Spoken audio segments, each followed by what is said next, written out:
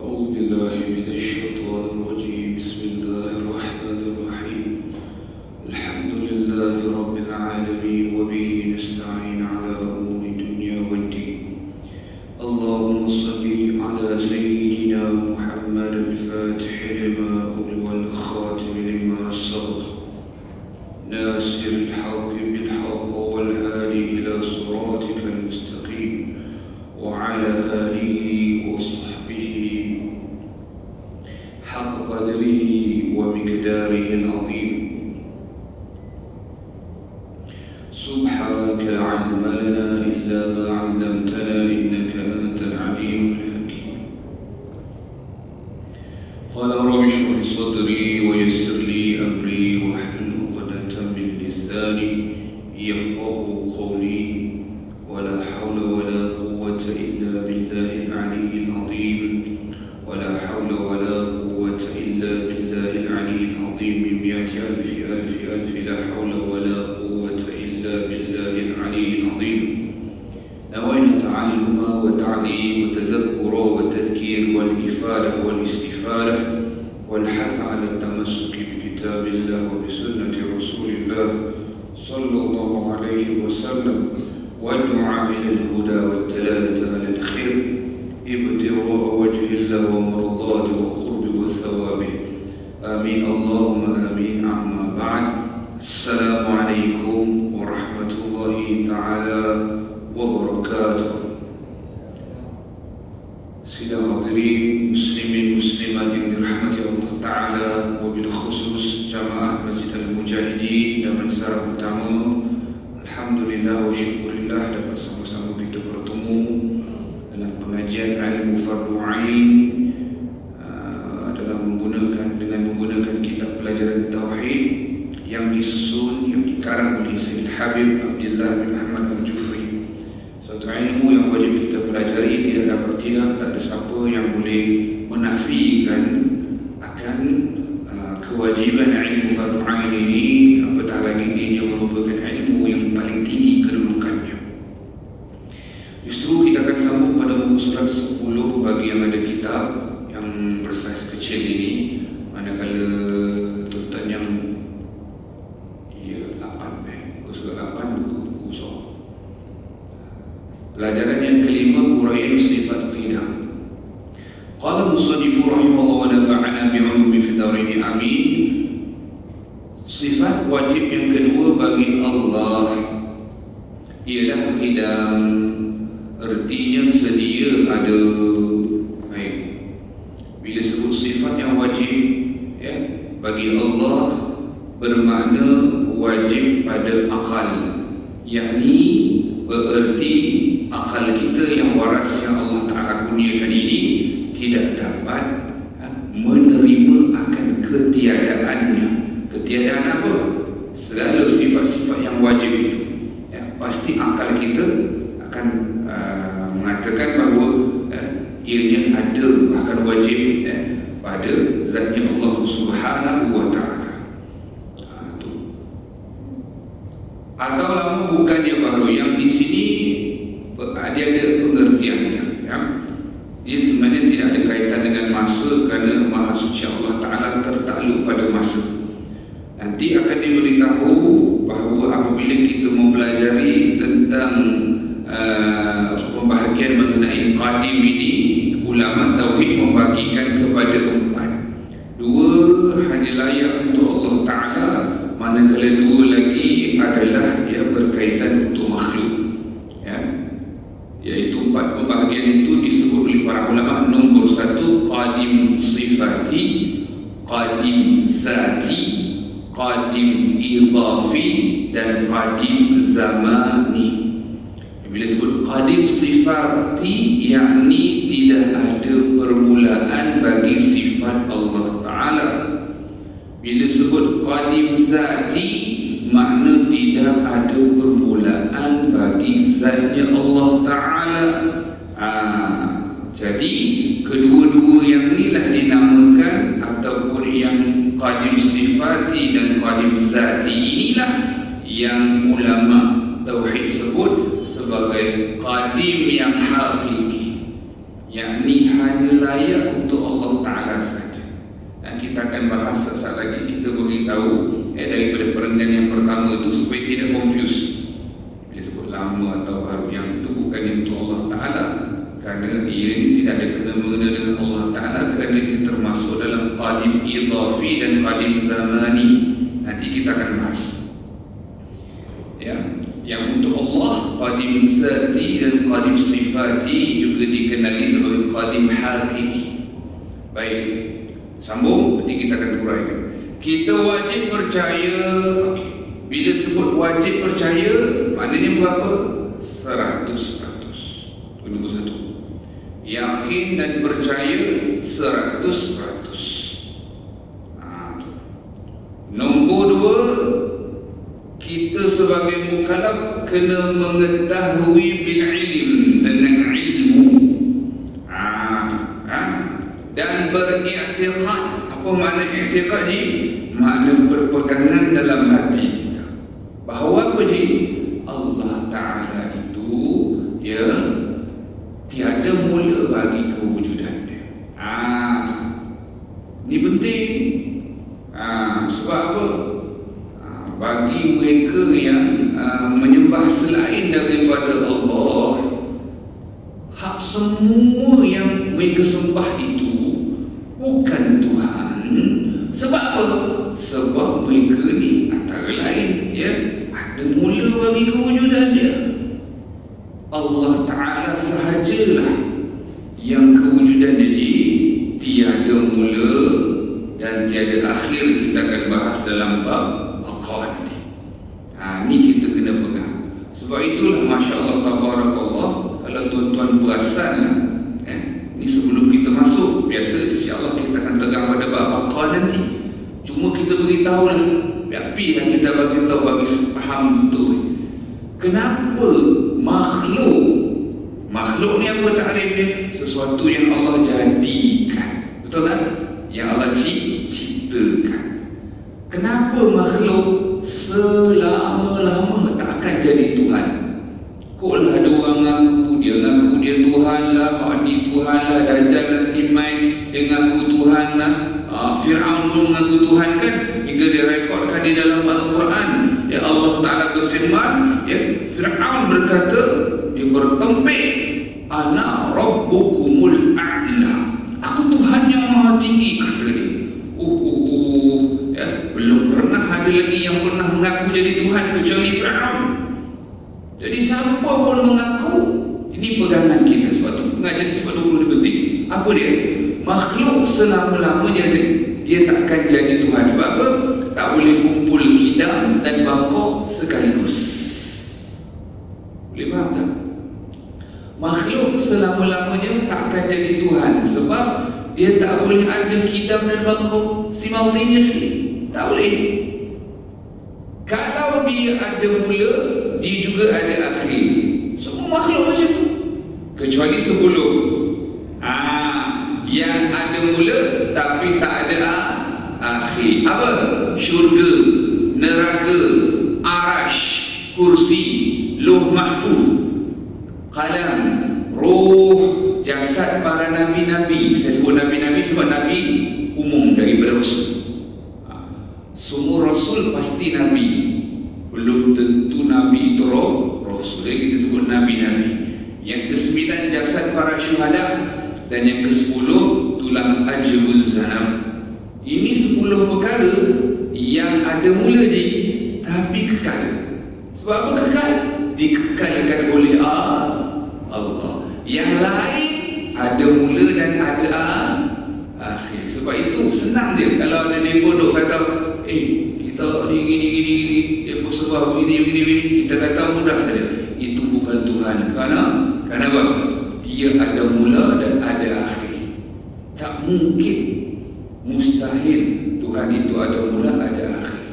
Dan makhluk semuanya, ima dia ada mula, ada akhir, atau ada mula, tiada akhir. Tak ada dua-dua sekali. Boleh pasal kita, masa kita time pukul 10 kita merah putih, kita terang siap-siap dulu sebelum kita baca. At least kita ada pemahaman itu, kita dah ada. The clock is ticking. Okey. Baik, kita wajib percaya apa tadi? Bil ilm, mengetahuinya dengan ilmu. Nombor dua apa dia? Berkeyakinan dia. Sebab ada orang tahu tapi dia tak beriman, betul tak? Betul tak? Iya. Ada orang tahu, tanyalah. Dia tahu, tanya semua. Kadang-kadang dia lebih tahu. Orang yang tak beriman itu yang bukan Islam, ada kalanya dia lebih tahu daripada kita ni. Pasal dia tahu dengan ilmu, tetapi dia tidak beriman, dia tidak membenarkan. Sebab tu bila sebut kita wajib percaya ni bil ilm, dengan ilmu dan iktikad dalam hati. Percaya bahawa Allah Subhanahu wa ta'ala sudah memang ada, tidak ada permulaan baginya. Allah Ta'ala tak ada permulaan baginya. Nanti kita tengok antara lain apa perbahasan para alim ulama. Ya. Baik, jadi kita wajib percaya Allah Ta'ala itu bersifat dengan qidam. Ya. Ulama sebut ta'rif sifat qidam ni apa? Ibaratun an adami awaliyatil wujudi. Satu ibarah, satu kefahaman yang menunjukkan bahawa tidak ada kewujudan, tidak ada permulaan bagi kewujudan Allah. Tak ada. Maksudnya apa? Allah wujud tidak ada mula, kerana Allah Ta'ala itu telah ada sejak azali. Apa makna azali itu? Ya. Azali adalah pada ketika yang tak ada mula, tak ada apa-apa pun, tak ada mula. Namun azali itu ada pengakhiran. Pengakhiran dia apa? Bila penciptaan makhluk yang pertama. Sebab tu disebutkan azali itu tak ada mula, tapi dia ada akhir. Akhir dia bila? Penciptaan makhluk yang pertama. Ada khilaf ulama. Makhluk yang pertama, ya, ada ulama berpendapat Nur baginda Nabi Muhammad SAW. Ada ulama berpendapat yang Allah Ta'ala cipta adalah kalam. Ala kulihan, nak kita sebut Allah itu, nak kita faham dan yakin Allah itu kewujudan dia tiada mula. Tu tak ada mula. Jadi kalau kita fikir macam mana tak ada mula? Memang tak ada mula. Tak ada mula. Bagaimana? Tak berbagaimana, tak berbila, tak berapa. Usah tanya ni empat.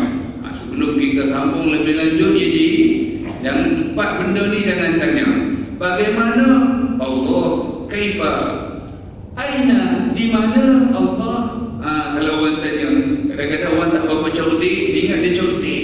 Minta maaf semua lah. Dia ingat dia cerdik, dia tanya anak dia, aina Allah? Lepas tu anak dia jawab, fis sama. Dua-dua tak cerdik. Pak tak cerdik, anak tak cerdik. Kan? Empat soalan ni haram ditanya untuk Allah Ta'ala.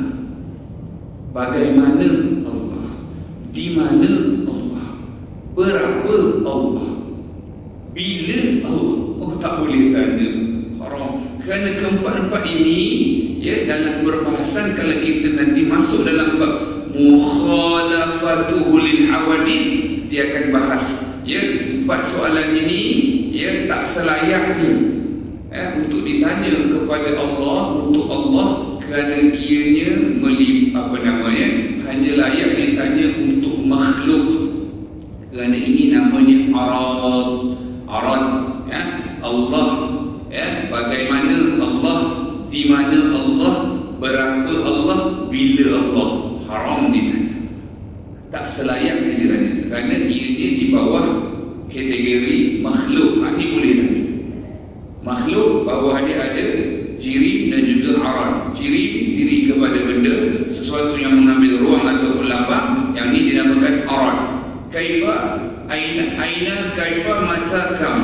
Aina di mana, kaifa bagaimana, mata bila, kam berapa. Maha suci Allah Ta'ala dari di mana, bagaimana, berapa dan bila. Ini semua soalan yang hanya untuk makhluk saja. Kembali. Jadi bila sebut, ya, bahawa sejak kewujudan Allah Ta'ala itu tiada mula, kerana sejak azali. Azali itu tak ada mula, tapi ada akhir. Yang itu yang dinamakan waktu imkan penciptaan makhluk yang pertama. Allahumma shalli ala sayyidina Muhammad. Sebab itu disebut, ya, kita kena faham, ya, bahawa Allah wujud, ya, tiada mula. Tiada mula. Kita tengok dalam kitab kita, ya, kita wajib percaya bahawa Allah Subhanahu wa taala sudah memang ada, tidak ada permulaan baginya. Kemudian disebut dalil akalnya. Allahumma shalli ala sayyidina Muhammad. Bila kita mengaji sifat Allah ataupun kita mengaji ilmu yang dinamakan ilmu tauhid ini, ya, dua dalil ini memain peranan. Dalil akli dan dalil nakli. Tak boleh tinggal di dua, ya. Dalil akli, yakni dalil ataupun sesuatu yang menunjukkan kebenaran atas sesuatu yang merujuk daripada akal yang waras, ya. Jadi akal yang waras, ya, kita tengok, ya, dalil akalnya ialah kalau Allah itu ada permulaannya, nescaya ada yang memulakannya. Sesuatu yang ada mula, pasti ada yang memulakan. Kemudian dikatakan, sedang yang memulakannya itu akan memerlukan kepada yang memulakan. Begitulah seterusnya dengan tiada kesudahan. Yang demikian itu mustahil.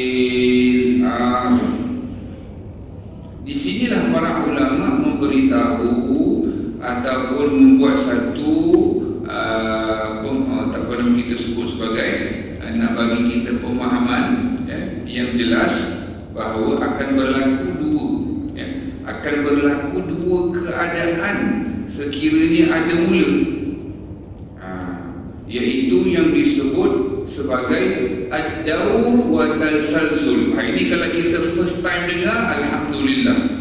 Kalau kita dah banyak kali dengar pun, alhamdulillah. Sebab ini perbahasan ulama disebutkan akan ada dua keadaan. Kalau sekiranya bukan Allah Ta'ala itu ada mula, maka dia ada yang mulakannya. Bila ada yang mulakan, bermaksud dia baharu. Bila maksud dia baharu, tentulah ada pencipta lain yang menjadikannya. Mustahil. Mustahil, ya. Tuhan itu ada yang memulakan. Akal kita tak boleh terima. Itu yang disebut dalam apa? Pengajian tauhid ini, mustahil pada akal. Akal kita tidak boleh menerima adanya. Adanya apa? Permulaan bagi Allah. Nanti kita akan bahas, akal kita tak boleh terima adanya binasa bagi Allah. Tak boleh. Akal kita bila semua mustahil pada akal. Akal kita tak boleh terima, ya, Allah tu sama dengan makhluk. Tak boleh. Sebab kalau sama dengan makhluk, dia apa mana? Makhluk. Di situ. Jadi begitu fungsi akal kita ni Allah kurniakan cukup luar biasa.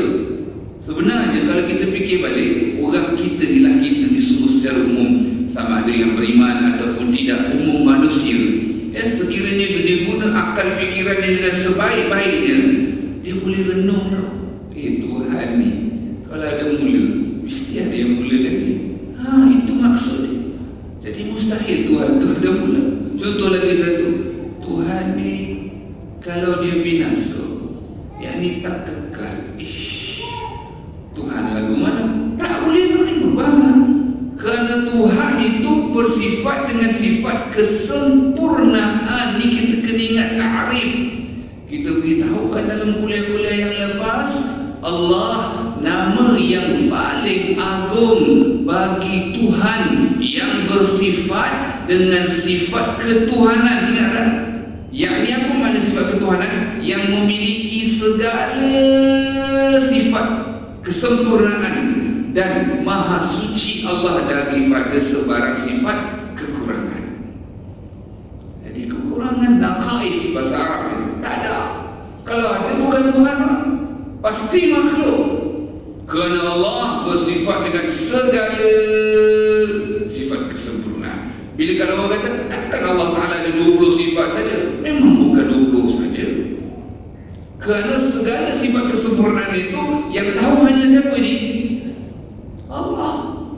Allah sahaja itu. Habis kita nak mengaji hak 20 ni, yang wajib kita sebagai mukallaf kena tahu. Tuan bila? Kalau tak tahu jenuh. Kalau tak tahu jenuh. Kenapa jenuh? Orang cuba nak pusing, orang cuba nak cucuk, orang cuba nak ungkai, cuba nak kocak iman kita. Goyang. Bila dia kata contoh, Allah ada tangan, ada kaki, duduk atas arash, duduk kat langit. Orang yang ada asas dia kata mukhalafatuhul hawadith, qiyamuhu binafsih. Allah tu Allah tu bersalahan dengan segala sesuatu yang baru. Kalau baru pasti dia baru. Sedangkan Allah Ta'ala itu tiada mula. Kan kita belajar ni, kita kan masuk dalam bab qidam, betul tak? Pasal tu hak kita ngaji hak dulu. Bila nanti kita masuk bab tu, dia kait balik. Kemudian nanti kita masuk bab mukhalafatuhul hawadith, kan kait pula dengan qiyamuhu binafsih. Apa makna qiyamuhu binafsih? Allah Ta'ala berdiri dengan sendirinya, bukan berdiri-diri. Makna Allah Ta'ala tak berhajat kepada sesuatu. Tak berhajat kepada sesuatu. Bila tak berhajat kepada sesuatu, baru dia faham. Bila Allah Ta'ala tak berhajat kepada sesuatu, contoh Allah ciptakan arash. Arash makhluk Allah yang paling besar.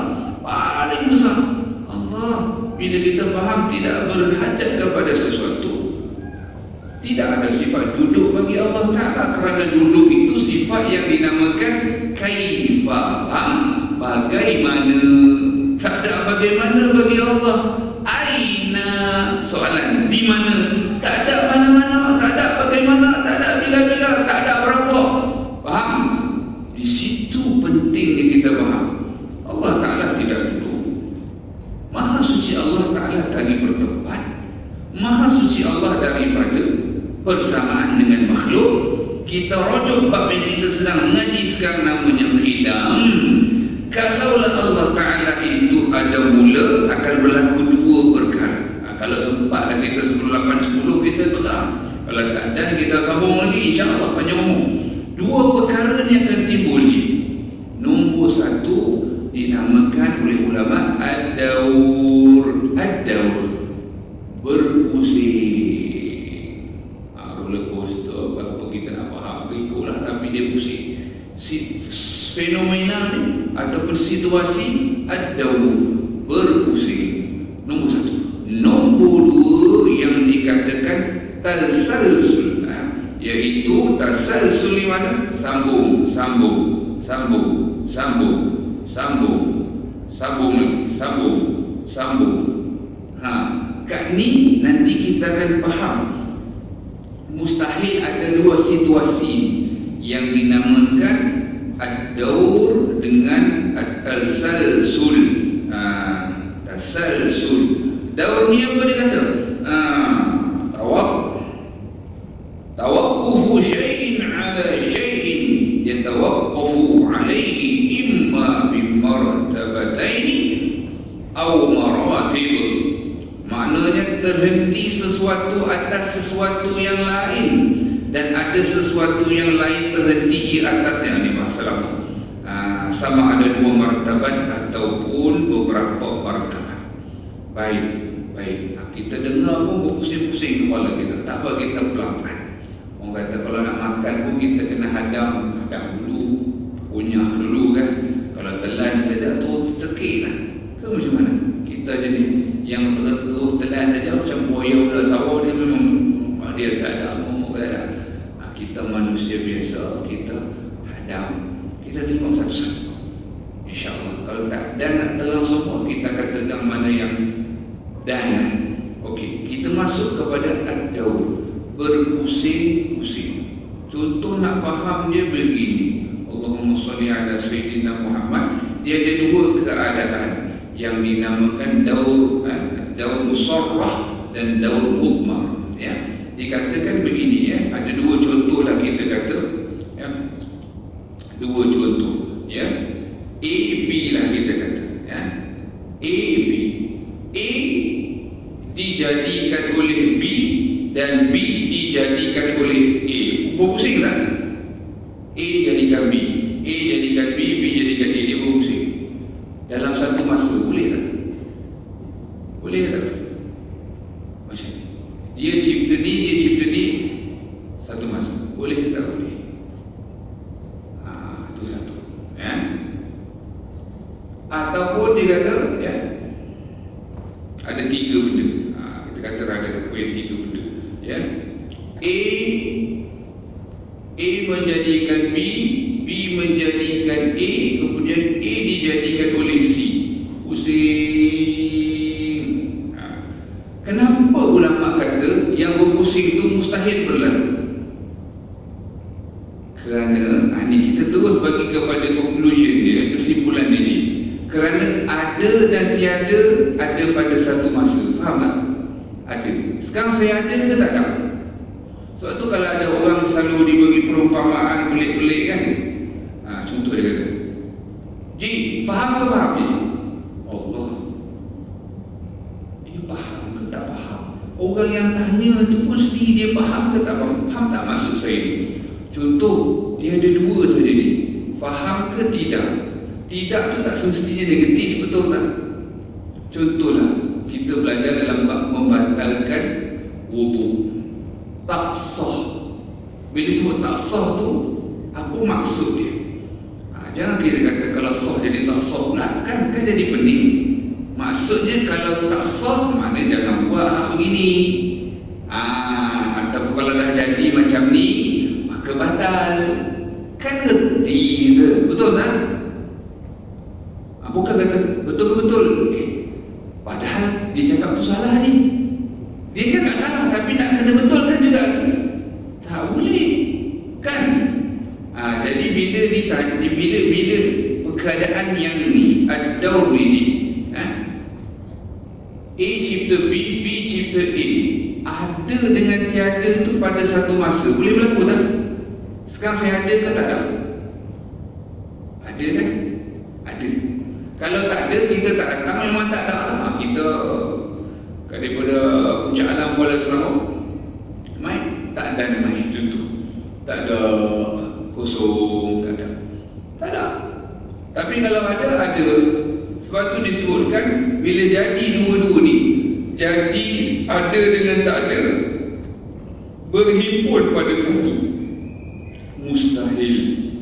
Sama juga tadi, A cipta B, B cipta C, C cipta A. Contoh, berpusing juga. Bila kalau ada mula, disitulah ulama tauhid sebutkan mustahil Tuhan itu ada mula. Akan berlaku situasi tadi, ad-daur, berpusing. A cipta B, B cipta A dalam satu masa yang sama. Boleh jadi? Tak boleh jadi. Sebab apa?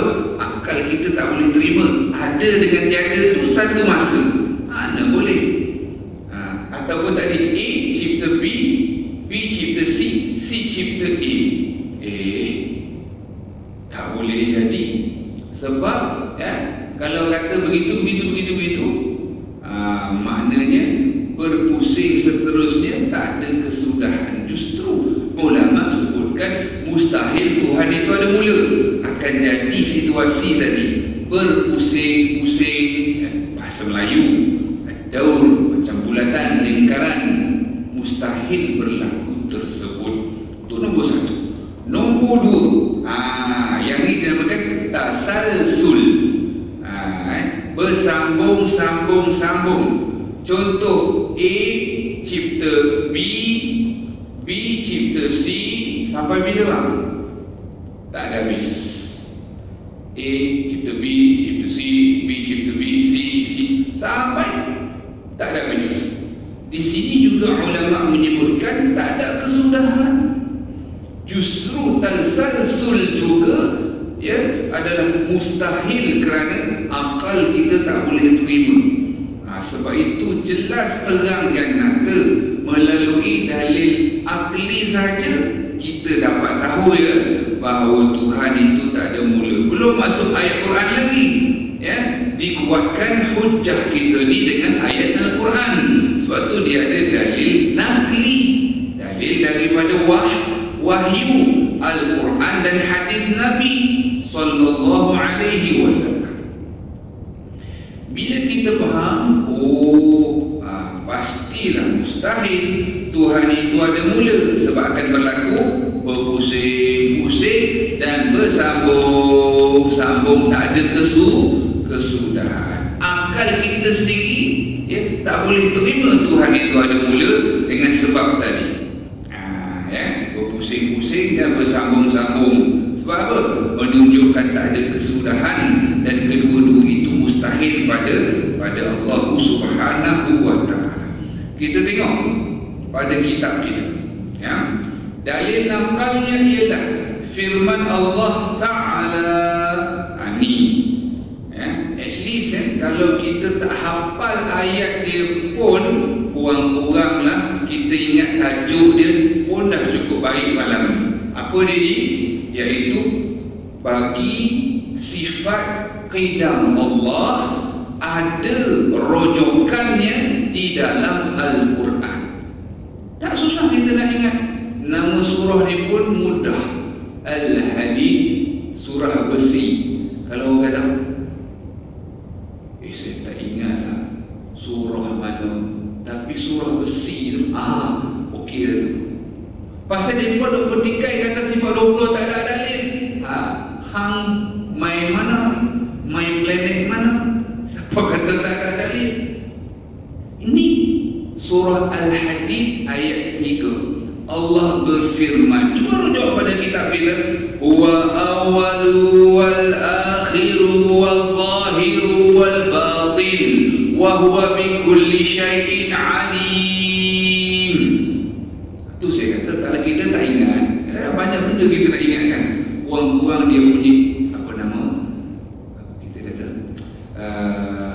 orang kata the gist of it lah, isi paling tidak kita ingat. Padahal ayat dia pun tak susah. Wa awalu, orang Melayu pun sebut awal juga. Wal akhiru, orang Melayu pun sebut akhir juga.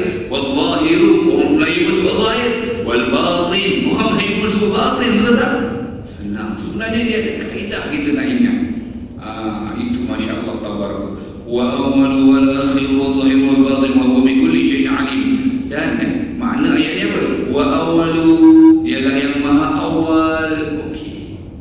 Bila kita mengaji, kita faham makna awal ni bukan awal-awal, bukan first. It's not the first. It is not the first. No, ia bukan the first. No, untuk Allah bukan ni. Bila sebut wa awalu, dialah Allah yang maha awal. Apa maknanya? Yakni there is no beginning. Tidak ada mula. Ini kita kena semat ni. Kita tengok Al-Quran, kita tengok terjemahan, kadang-kadang buat huraian sendiri. No, jangan buat huraian sendiri. Kita kena rujuk kepada alim ulama. Fas'alu ahli dzikri in kuntum la ta'lamun. Allah Ta'ala pesan perintah kepada kita. Bertanyalah kamu kepada orang yang benar-benar mengetahuinya, sekiranya kamu tidak mengetahui. Wa awwalu, dialah Allah yang maha awal. Apa makna? Yang tiada mula bagi kewujudannya. Boleh? Kemudian wal akhiru, dialah Allah yang maha akhir. Apa makna maha akhir? Yang tiada kesudahan. Bukan yang la kali, no.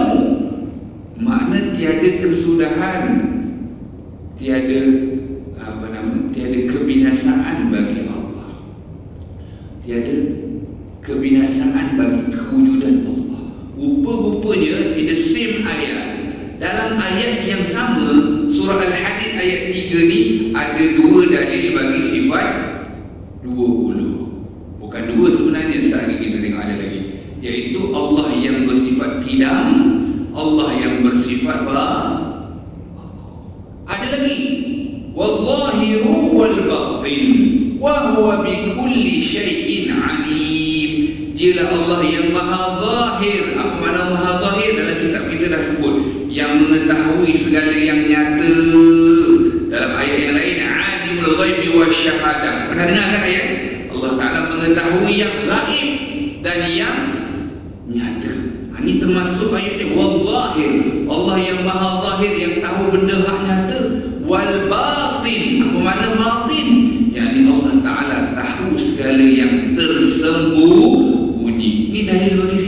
Apa ni? Ini dalil bagi sifat ilmu. Satu ayat dah ada 3 dalil. Orang kata mana kata tak ada dalil ni? Sifat 20. Siapa kata? Faham tak? Wa huwa bi kulli syai'in alim. Dan dialah Allah yang mengetahui segala sesuatu. Masuk bab ilmu. Pagi tadi kebetulan pagi tadi subuh di Meru saya baca dalam bab ilmu. Allah Ta'ala ni maha mengetahui macam mana bang? Yang ada, yang tak ada, yang nyata, yang tersembunyi, yang sebelum, yang sedang, yang akan datang. Allah la ilaha illallah. Untung tak kita belajar. Kalau tuan-tuan rasa tak untung, Allah, saya pun tak tahu nak kata apa. Ini satu anugerah daripada Allah. Allah bagi kita masa lagi beberapa saat lagi sebelum kita berhenti untuk kita duduk dalam majlis ilmu, belajar dan faham. Ni tak habis lagi ni. Nak kata apa? Kita jumpa sebulan sekali. Nanti kita sambung lagi Kita sambung pada sifat qidam ini. Tuan-tuan tolong tanda tak habis hurai lagi ayat Quran ini. Kita sambung lagi insya-Allah pada kuliah yang akan datang setiap Ahad minggu pertama maghrib. Wabillahi taufiq wal hidayah. Wassalamualaikum warahmatullahi wabarakatuh. Kita wakaf boleh letak setempat untuk kita simpan dan guna pada kuliah akan datang. Assalamualaikum warahmatullahi wabarakatuh.